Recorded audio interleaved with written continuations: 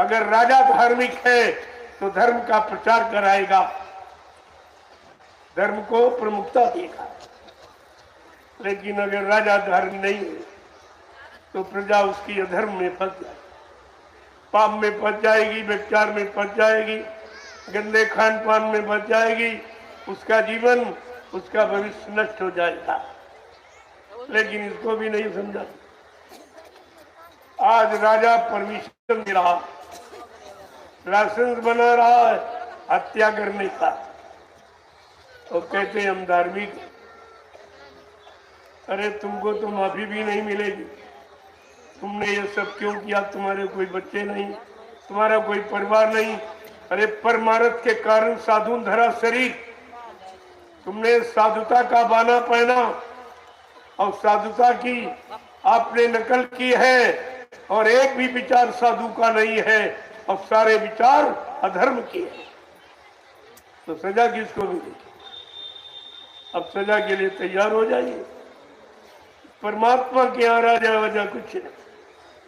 जिसने अपराध किया है वो सजा का भागीदार है, उसे कोई माफ भी नहीं कर सकता। आपको तो सोचना चाहिए था। ऐसे धार्मिक देश में धार्मिक सत्ता का लोग नाम ले रहे हैं।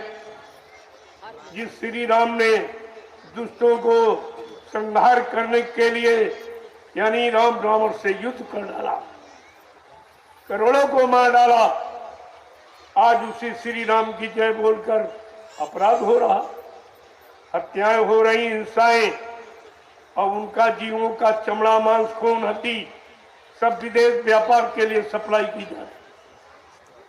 जब वो धन भारत में आएगा हिंसा हत्या वाला, क्या वो बरकत करेगा?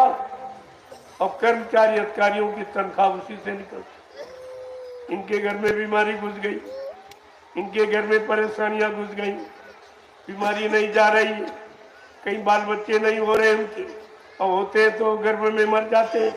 ये सब क्यों है? जैसा करो आहार वैसे बने विचार।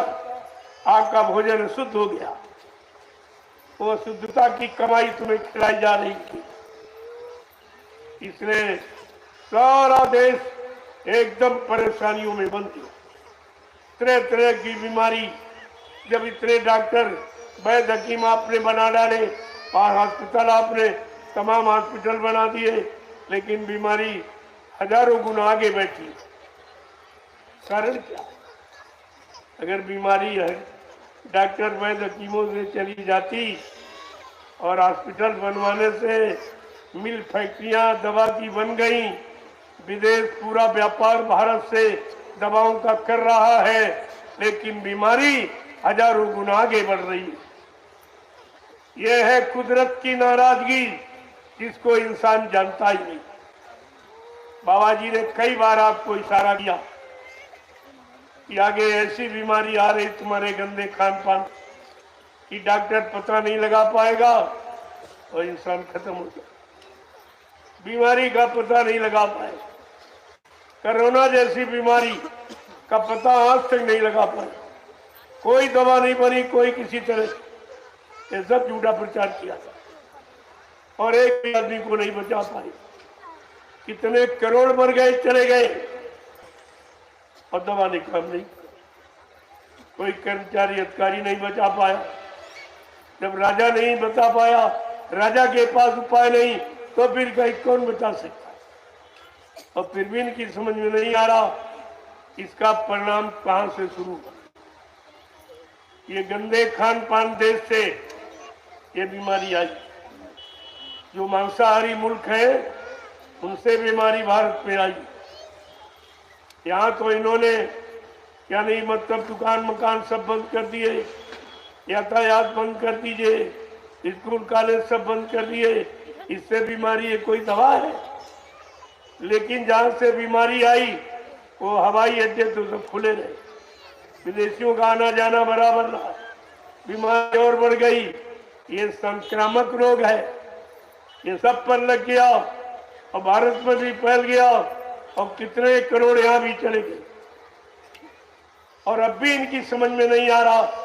महात्मा पहले भी कहे, आज भी कह रहे हैं कि आप लोग अगर बचना चाहते हो बीमारी महामारी यानी कष्टों से, मुसीबतों से, दुखों से, तो आप मेरी बात मान लो, मेरी प्रार्थना स्वीकार कर लो, आप सब परिवार शाकाहारी हो जाओ, शाकाहारी बन जाओगे, बीमारियों से बच जाओ, कोई बीमारी तुम्हारे घर में नहीं आएगी।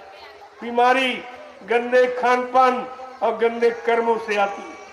जब गंदा खान पान हो गया, तुम्हारी बुद्धि खराब हो गई, अब गंदे कर्म कर रहे हो, बीमारियों को निमंत्रण दे रहे हो, तो बेचारा कोई क्या करे। अभी क्या, अगर ये संदेश न सुना गया और राजा ने इस संदेश का प्रचार न कराया शाकाहारी बनने का, तो आगे भयंकर बीमारी आ रही, ऐसी जानलेवा बीमारी तैयार बैठी है आने के लिए। एक पल घड़ी नहीं लगेंगे, ये गांव के गांव, शहर के शहर और कस्बे सब वीरान हो जाएंगे, सब वीरान हो जाएंगे। फिर तुम करोगे क्या? क्योंकि अभी तो तुम मानते नहीं, ये समझते हैं कि महात्माओं की बात मान लेंगे तो हमारी तोहिनी हो जाएगी। ये भारत की जनता समझ जाएगी, तब तोहिनी नहीं होगी, तब राजा की तोहिनी नहीं होगी कि राजा के, जिस राजा के देश में ये जनता मर रही है, परेशान हो रही है, दुख तकलीफ पा रही निरंतर और रो रही है, उसके पास बचाई क्या? जा सुराज प्री प्रजा दुखारी, सो न पवस नरक अधिकारी। रामचरितमानस क्या कहती? जिसके राज में प्रजा दुखी है वो राजा नरक में जाता। क्या ये लोग नहीं पढ़ते? श्री राम की बात करते हैं, श्री राम की जय जयकार करते हैं और श्री रामचरितमानस को बिल्कुल नहीं मानते। उसी में तो लिखा है राजा के लिए कि जा सुराज प्री प्रजा दुखारी, सो न पवस नरक अधिकारी। जिसके राज में प्रजा दुखी वो राजा नरक में जाता है। क्या इसको ही नहीं पढ़ रहे? ये ईश्वरी कानून है जो संत महापुरुष के सिवा कोई नहीं जानता। ये ईश्वरी परिणाम है पर, और अब भी बताया जा रहा और लिखे लग गए कि भारत की जनता में जब कोई ऐसा बीमारी जगह आ जाए तो फट से हमारा ये सूत्र जो रामचरितमानस में है इसको अपना ले, इसको लागू कर, तो इनके लिए अच्छा रहेगा, ये बच जाएंगे। लेकिन अभी तो किसी की समझ में कुछ नहीं आ रहा। तो श्री राम को केवल वोट में प्रयोग किया जा, कुर्सी में प्रयोग किया जा रहा, नीति में, चरित्र में, अच्छे खान पान में यानी नहीं प्रयोग किया जा। तो आपको तो इस पर विचार करना चाहिए कि आखिरकार रामचरितमानस क्या कह रही है, ये क्यों लिखी गई। और विश्व प्रसिद्ध ग्रंथ है, सारा विश्व जिसकी नीतियों को मानता है, सत्य मानता है, लेकिन ये भारत के जिम्मेदार बिल्कुल ही नहीं मानते। एक शब्द रामचरितमानस का नहीं मानते, क्योंकि रामचरितमानस को मानते लेकिन रामचरितमानस की नहीं मानते। श्री राम को मानते, श्री राम की नहीं मानते। मंदिर को मानते, मंदिर की नहीं मानते। तो भी लाभ कैसे? मंदिर मानने से लाभ नहीं। मंदिर क्यों बनाया जाता है? मंदिर का लक्ष्य उद्देश्य क्या है? मंदिर की नीति क्या है? जब तक ये नहीं जानोगे, नहीं मानोगे तो आपको लाभ नहीं है। मंदिर लाभ थोड़ी दे, वो तो जड़ है, पत्थर तो जड़ है, मूर्ति जड़ है। जड़ कभी ज्ञान नहीं देती, चेतन ज्ञान देती। लेकिन आज जड़ की प्रमुखता है, तो स्वामी जी महाराज को इसीलिए रामचरितमानस के उत्तरकांड में लिखना पड़ा, जड़ चेतन ग्रंथि पड़ गई, यद्यप मरखा छूटत कठिनाई। कि जड़ चेतन की गांठ लगा दी गई। यद्यप मरखा माने झूठ है, लेकिन कलयुग में जीव की बस की बात नहीं कि उस गांठ को खोल के स्वतंत्र हो जाए, आजाद हो जाए। यह उसके बस की बात नहीं। उसका खोलने वाला कोई जानकार, जिन्हें संत महापुरुष के, वो सारी गांठों को खोल दे और तुम्हारी जीवात्मा को परमात्मा से मिला दे। वो इतनी बड़ी ताकत रखती है। तो क्या कह रहे हैं, इसीलिए ये सब क्यों हो रहा, इसका मूल कारण क्या है, इस पर विचार करना चाहिए। कि अगर बात संतों की मानी जो होती, अगर बात संतों की मानी जो होती, तो सिर पे तुम्हारे मुसीबतों न आती। तो सिर पे तुम्हारे मुसीबत न आती। कि घट घट में इंसान के रहता भगवान, घट घट के इंसान में रहता भगवान, और इसकी नहीं तुमको है कोई पहचान। इसकी नहीं तुमको है कोई पहचान। अगर दिल भवन में सफाई जो होती, अगर दिल भवन में सफाई जो होती, तो मंदिर ये मस्जिद बनाई न होती। तो मंदिर ये मस्जिद बनाई न होती। संतों फकीरों ने कितना स्पष्ट कहा है, आप गलती करते हो, गुनाह पाप करते हो शरीर रूपी मंदिर में, और क्षमा याचना मांगने जाते हो ईंट पत्थर वाले, वहां कौन बैठा है? वहां कोई बोलने वाला नहीं है, न तुम्हारी कोई फरियाद प्रार्थना सुनने वाला और न लेने वाला न देने वाला, न कोई वरदान आशीर्वाद देने वाला, कोई नहीं। लेकिन फिर भी अज्ञानता भूल भ्रम में हम वही जाते, तो बड़ी बड़ी तैयारियां मंदिरों की, सारे देश का धन मंदिर में लगा दिया, पत्थर में लगा दिया, पत्थर की मूर्ति। अरे जीवित वाले अन्न नहीं पा रहे, रोजी रोटी नहीं पा रहे, नंगे रहते कपड़े नहीं पा रहे, रहने के लिए झोपड़ी मकान नहीं है, लेकिन सब व्यवस्था मंदिर की गई। इस मनुष्य रूपी मंदिर की नहीं, वो पत्थर वाले मंदिर, उसी पर अरबों खरबों रुपया खरा। इतने में लगभग 10-20 जीवों को रोजी रोटी मिल जाती, सब जीवों को काम मिल जाता, लेकिन उसकी तरफ ध्यान नहीं है, जड़ की तरफ ध्यान है, चेतन की तरफ ध्यान नहीं। आज कलयुग में जड़ पूजा प्रधान हो गई, क्योंकि काल को जड़ में फंसाने का अच्छा साधन मिला है। अगर ये साधन न हो तो काल किसी को फंसा नहीं सकता। 3 में फंसाया काल ने आपको, कागज पत्थर और पानी, आप 3 ही में घुसे हो, और तीनों जड़ है, तीनों तुम्हारी मुक्ति दिलाने वाले नहीं, तीनों कोई पाप कर्म की माफी दिलाने वाले नहीं, और तीनों परमात्मा की प्राप्ति कराने वाले नहीं। फिर आप जाते किस लिए, जब कोई काम नहीं हो रहा और पहले भी नहीं हुआ, पूजा लगातार 3-3 युगों से कर रहे हो और मजदूरी 1 पैसा भी नहीं पा रहे हो, खर्च कर रहे हो, बदले में मिल कुछ नहीं रहा। आप कोई काम करते हो लाभ पाने के उद्देश्य से करते, खेती करते हो, अगर अनाज पैदा ना हो तो खेती करना बंद कर देंगे। दुकान व्यापार करते हो, मुनाफा ना हो तो दुकान व्यापार नहीं आप चलाओगे। नौकरी करते हो, मजदूरी और तनख्वाह न मिले तो आप नौकरी करोगे। लेकिन ये जो कर रहे हो पूजा पाठ, इससे मिला क्या? इतने यहाँ लाखों लोग बैठे हो और सबने पूजा पाठ की और कर रहे हो, लेकिन आज तो कुछ मिला आपको, और जिसकी पूजा की वो भी नहीं मिला, ना कोई देवी, न कोई देवता, न भगवान, न खुदा, न गाड, कोई नहीं मिला। फिर आप करते किसी? अरे हर काम यानी लाभ पाने के लिए किया जाता कि हानि पाने के लिए?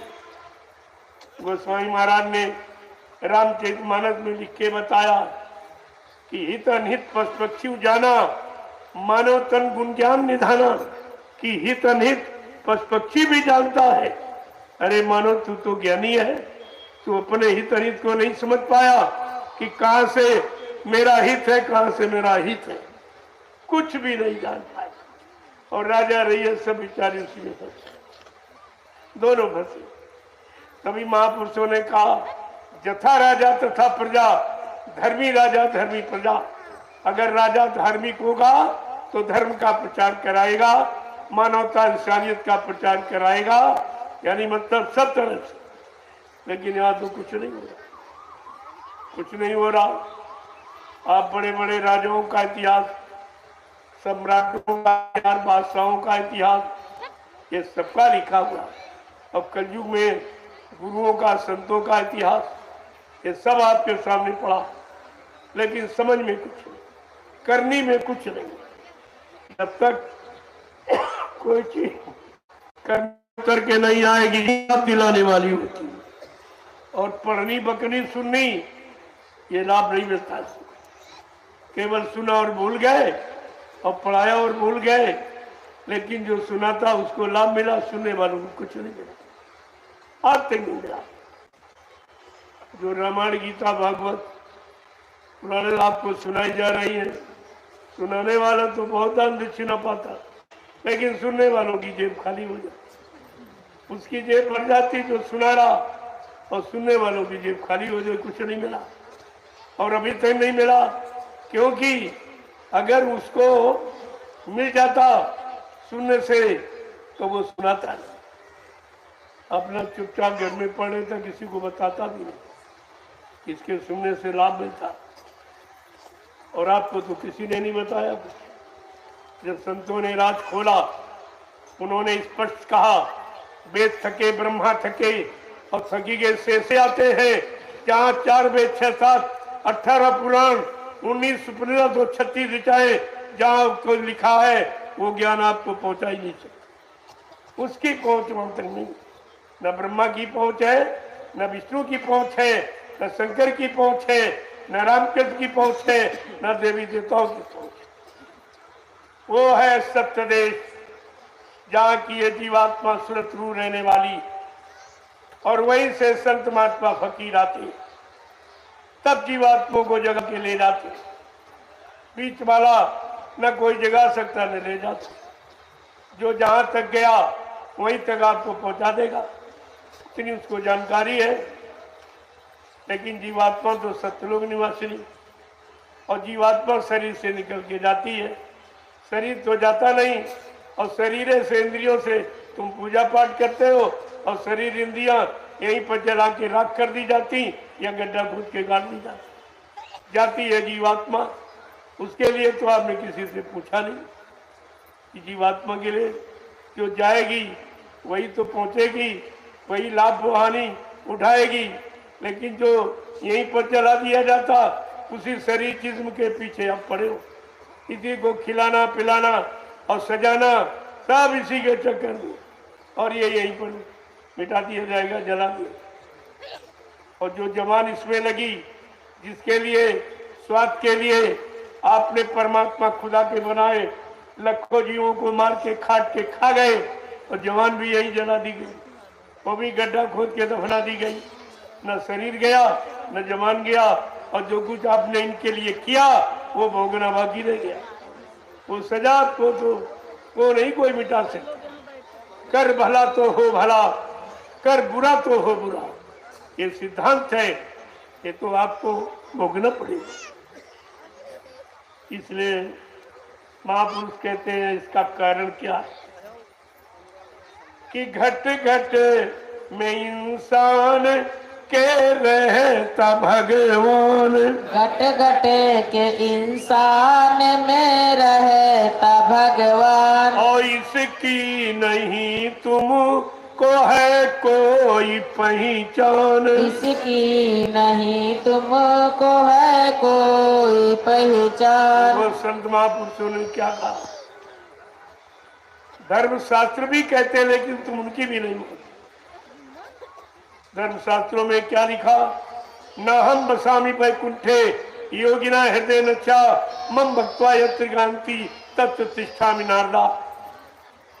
भगवान कह रहे, हे नारद, जहां तुम खोज रहे हो, लोगों को खोजने की युक्ति बता रहे हो, वहां मैं कभी नहीं रहता।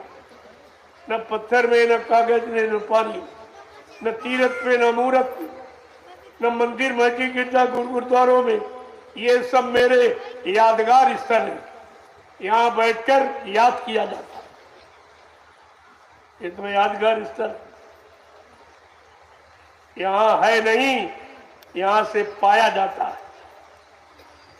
ये साधना स्थल, यहाँ बैठ के साधना की।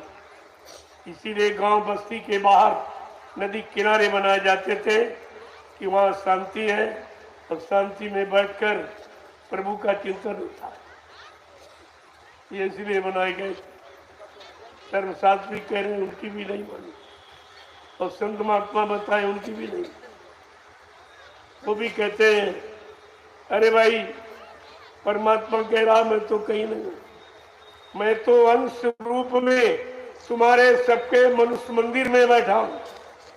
जिस्मानी मस्जिद में मैं कतरे के रूप में, जो रूह है खुदा की, वो खुदा का कतरा। मैं तो इस जिस्म में यानी खुदा की रूह है, रूह रूप में बैठा हूँ, और इस मनुष्य मंदिर में मैं आत्मा रूप में बैठा हूँ। किसी संत महात्मा फकीर की तलाश करो जो मेरा भेद जानता, वो बताएंगे कि जीवात्मा को कैसे जगाया जाए, परमात्मा से कैसे मिलाया जाए, जीवात्मा को इसके घर यानी मतलब सत्यदेश सचखंड अनामी धाम कैसे पहुंचाया जाए, वो बताएंगे। तो हमने कुछ किया नहीं। मनुष्य मंदिर में गंदगी फैलाते सुबह शाम तक, और ईंट पत्थर वाले मंदिर में झाड़ू पोछा लगाते। तुम्हें ये भी नहीं मालूम गंदगी कहाँ है और सफाई कहाँ कर रही, ये भी दो जानकारी नहीं आपको, और है नहीं। अगर महात्मा बताने का प्रयास करे तो तुम मानोगे। ये सबसे बड़ी कमजोरी है ना। और आगे क्या कह रहे हैं कि सभी धर्म ग्रंथों का है एक कहना, सभी धर्म ग्रंथों का है एक कहना, बनो शाकाहारी सदाचारी रहना, बनो शाकाहारी सदाचारी रहना। अगर मुर्गा बकरी ये खाई न होती, अगर मुर्गा बकरी खाई न होती, तो दिल में तुम्हारे बुराई न होती, तो दिल में तुम्हारे बुराई न होती। आप बुरे नहीं थे, बुरे हो गए। जब बच्चा माँ के पेट से पैदा होता, 3 गुणों को लेकर शाकाहारी सदाचारी ब्रह्मचारी बन के जन्म लेता है, और आपने पहले गुण खो दिया कि आप शाकाहारी नहीं रह पाए, तो सदाचारी ब्रह्मचारी का प्रश्न ही नहीं उठता। बचपन से नहीं, ये परिवार जैसा मिला खान पान या संग सोबत, 2 चीजें। या तो परिवार के खान पान में बच्चा बिगड़ा, माँ बाप के खान पान में बच्चा बिगड़ा, या फिर ये जो आपको संदेश पड़ा उनसे आप बिगड़। तो कहने का मतलब है सभी धर्म ग्रंथ ये कह रहे हैं, लेकिन धर्म ग्रंथों की बात कोई सुनता ही नहीं। मानना दूर है, सुनता भी नहीं। और धर्म ग्रंथ यही बताते हैं कि शाकाहारी हो जाओ, सदाचारी हो जाओ, ब्रह्मचारी, अपनी स्थिति में आ जाओ।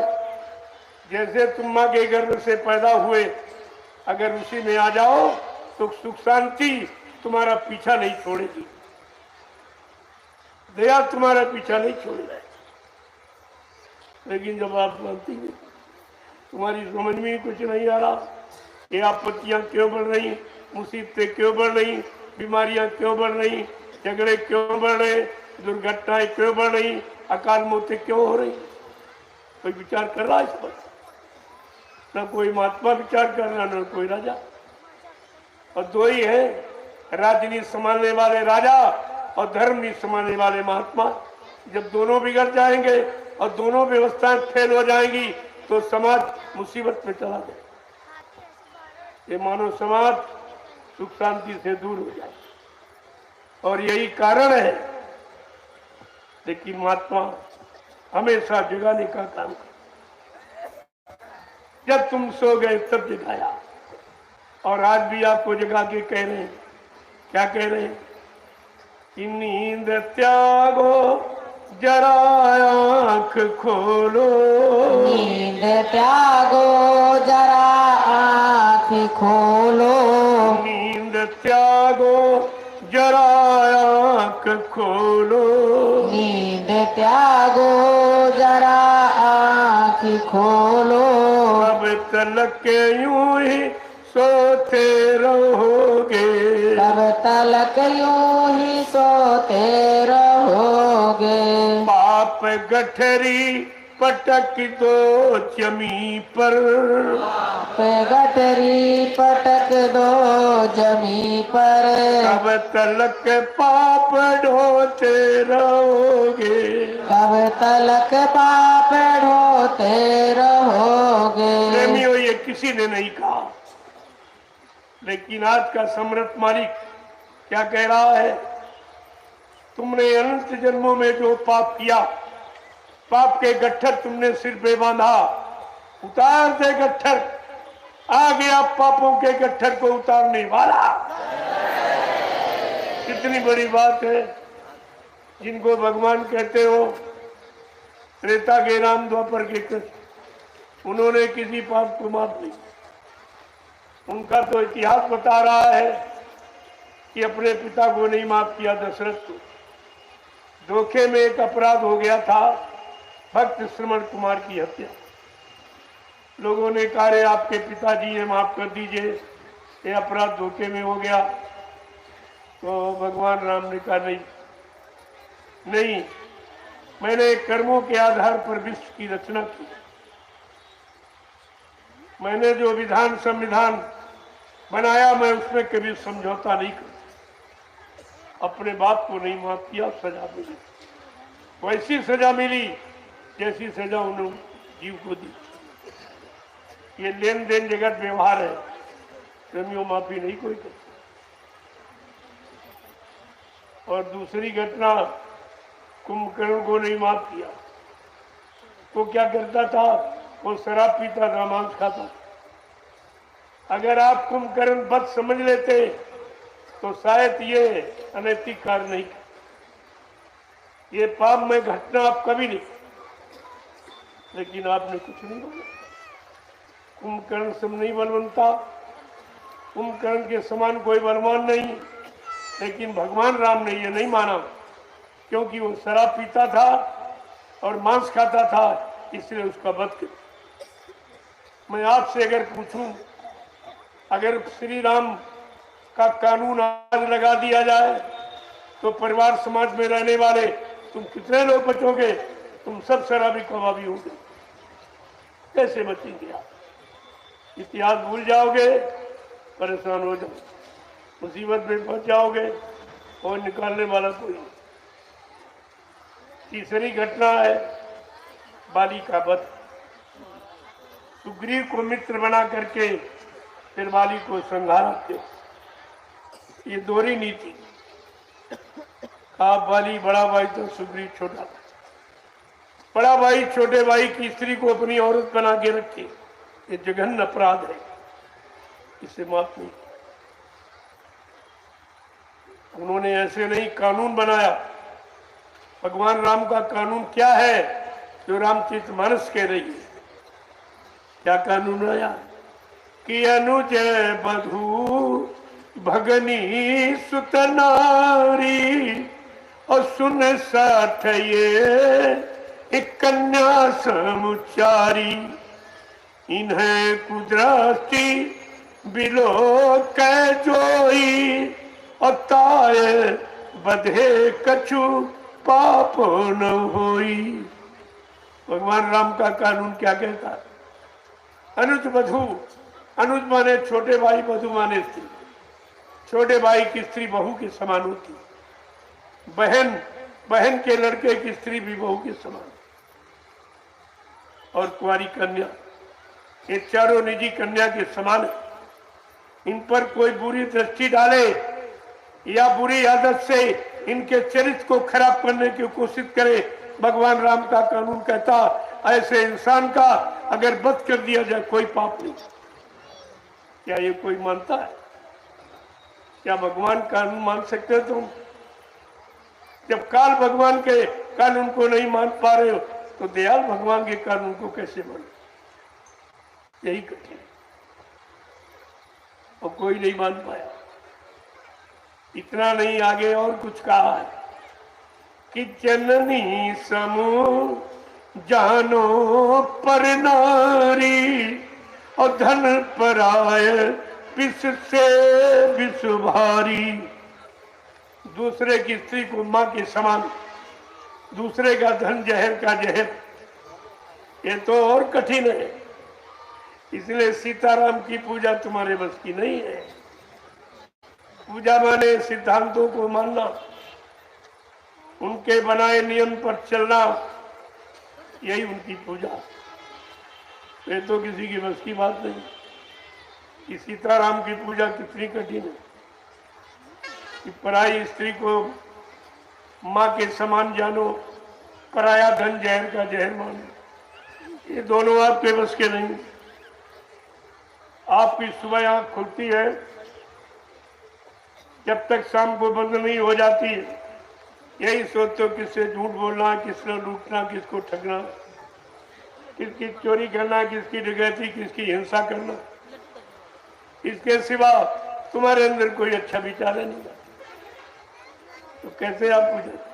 बड़ा कठिन है कि सीताराम का पुजारी अगर कोई बैठा हो तो कान खोल के सुन रहे, तुम सीताराम के पुजारी हो कि तुम सीताराम से सजा पाने के अधिकारी हो।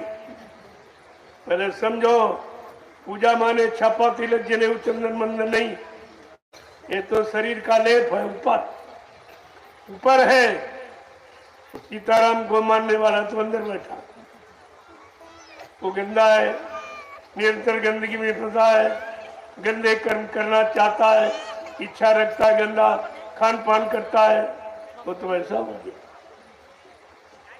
और गोस्वामी महाराज ने क्या लिखा कि श्री राम की पूजा, सीताराम का सच्चा भक्त कौन है? बड़े शब्दों में था, लेकिन लोगों ने इस पर विचार नहीं किया, कोई विचार नहीं किया। उन्होंने कहा इसका मन पाक सा पवित्र, कि निर्मल मन जन सो मोहि पावे, और मोहे छल छित्र कपट नहीं भावे। क्या करे वो सीताराम? जरा सुनो, सीताराम ने कहा क्या कि निर्मल मन जन सो मोहि पावे, जिसका मन निर्मल पाक साफ पवित्र हो मुझको पावे। ये छापा तिलक जनेऊ चंदन मंदन, लाल पीला कपड़ा पहनना, दाढ़ी बाल रखाना, ये नहीं पाएंगे। ये तो बनावट है, बनावट से काम नहीं। तो कहा वो पाएगा जिसका मन पाक साफ निर्मल पवित्र। आगे और भी कुछ कह रहे हैं। रामचरितमानस सब कुछ आपको इशारा करके बता रही कि भगवान कह रहे हैं, सीताराम जी हमारा वास किसके हृदय में? क्या ब्राह्मण क्षत्रिय वर्ग के नहीं, जात पात में नहीं, जात पात पूछे नहीं कोई, और हरि का भजे सो हरि का। भगवान के पाने में कोई जात पात की जरूरत नहीं, कोई रुपए पैसे धन दौलत की जरूरत नहीं, कोई छोटा बड़ा गरीब अमीर, कोई पढ़ाई लिखाई, ये भी नहीं जरूरत। क्या बताया?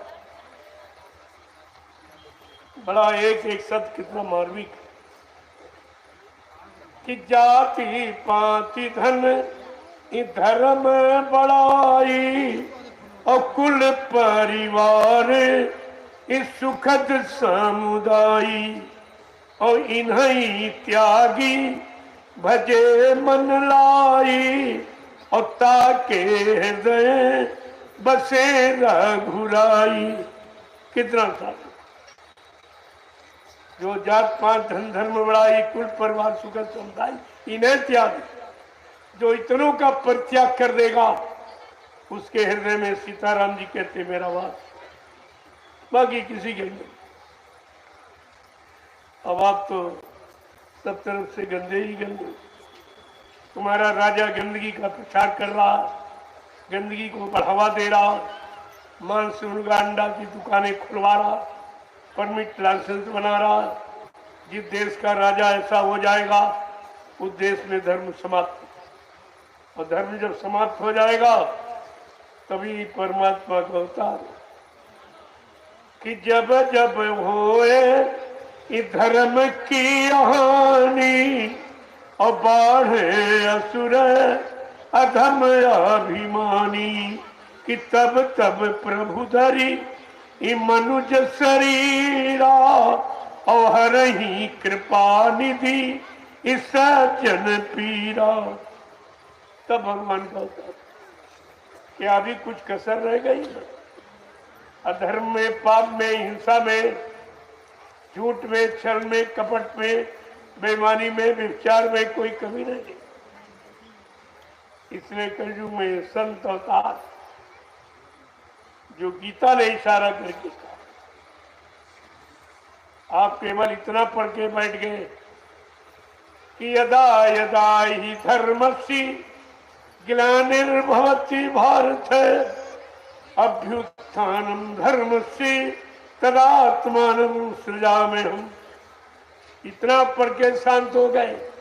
अरे गीता और भी कुछ कहती है, लेकिन आपने उसको कहा, उसको कि परित्राणाय साधूनाम विनाशाय दुष्कृताम और धर्म संस्थापनानि संभवामि युगे युगे। जब पाप बढ़ जाएगा, अत्याचार, और कोई सुधार करने वाला नहीं दिखाई देगा, तब का कलयुग में संत अवतार।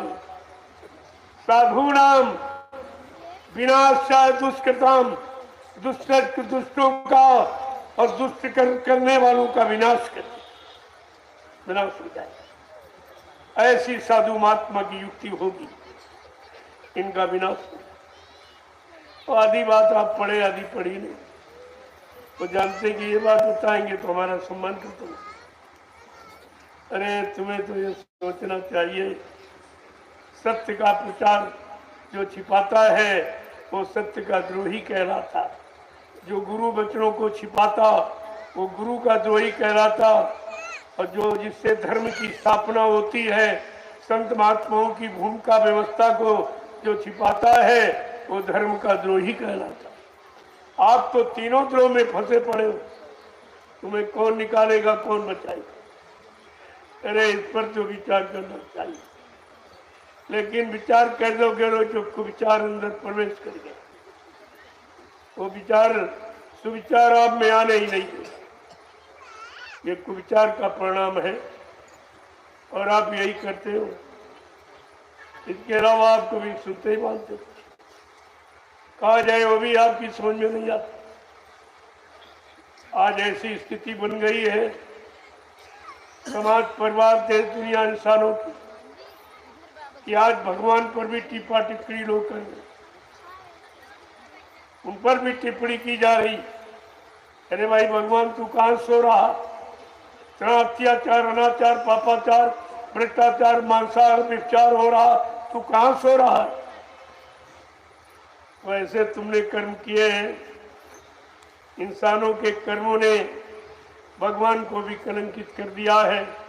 लोग उनको भी झूठा मानने लगे, उन पर कलंक लगाने लगे, और कहते हैं कि पाप हंस रहा है, धर्म रो रहा है, और प्रभु तेरी दुनिया में क्या हो रहा है? ये पाप हंस रहा है और धर्म रो रहा है, और प्रभु तेरी दुनिया में क्या हो रहा है। मंदिर और मस्जिद में कोई नहीं जाता है, गीता रामायण की अब कोई नहीं सुनता है। ये गंगा और यमुना के तट पर धर्म सो रहा है, और प्रभु तेरी दुनिया में क्या हो रहा है। ये पाप हंस रहा है, ये धर्म रो रहा है, और प्रभु तेरी दुनिया में क्या हो रहा है। आगे क्या कह रहे हैं कि माता पिता की घर में कोई नहीं मान्यता है, अब तो हर घर में देखो नारी ही की चलता है। माता पिता की घर में कोई नहीं मान्यता है, अब तो हर घर में देखो नारी ही की चलता है। भाई और भाई का इस शत्रु हो रहा है, और प्रभु तेरी दुनिया में क्या हो रहा है। लेकिन रामचरितमानस क्या कहती, वो क्या कह रही कि शिव दधीच हरिश्चंद्र नरेशा, और सत्य हेतु से एक कठिन कलेशा, और धर्म न दूसरी इस सत्य समान, अवागम निगम पुराण मखाना। कहते सत्य के साम दूसरा धर्म। लेकिन आज कलयुग में झूठा लेना, झूठा देना और झूठा भोजन, झूठ चलेना। यहाँ तो झूठ की राजनीति खड़ी कर दी गई। जहाँ झूठ है वहीं अशांति है, जहाँ झूठ है वहीं पाप है, जहाँ झूठ है वहीं दुख है। ये झूठ बोलता है। सत्यता न्याय पर अब कोई नहीं चलता है, छोटी छोटी बातों में नरगंगा कसम खाता है। एक कौड़ी पर ईमान खो रहा है, और प्रभु तेरी दुनिया में क्या हो रहा है। ये पाप हंस रहा है, ये धर्म रो रहा है, और प्रभु तेरी दुनिया में क्या हो रहा है। जय गुरुदेव। प्रेमी आज ये स्थिति है धार्मिक देश। जब धार्मिक देश की ये स्थिति है तो उन अधर्मी मांसाहारी देशों का क्या होगा। उन्हें लिए कहा ये आपस में लड़के मर जाए। मुसलमान आपस में लड़ेंगे, अपनी हानि आप करिए। इस गंदे खान पान का सर मारपीट, गाली गलौज, चोरी चोर, इसके अलावा कुछ। और आप तो योग भूमि पर रह रहे हैं। प्रेमियों, ये भारत योग भूमि है और दुनिया के जितने देश सब भूमि के नाम से जाने। वहां केवल भोग है, कुछ नहीं। खाना कमाना, बच्चा पैदा करना, इसके अलावा कोई काम नहीं। लेकिन भारत देश धार्मिक देश, ये मजहबी मुल्क है। यहाँ अपने अपने धर्म मजहब के मुताबिक लोग कुछ न कुछ पूजा पाठ जरूर करें, इबादत भजन जरूर करें। लेकिन अब वो भी खत्म हो गया। जो नकली था वो भी खत्म, तो तुम असली को कैसे पाओ। नकल से असल की प्राप्ति हो जाती है। अगर नकल को समझ लो तो असल समझने में देर नहीं।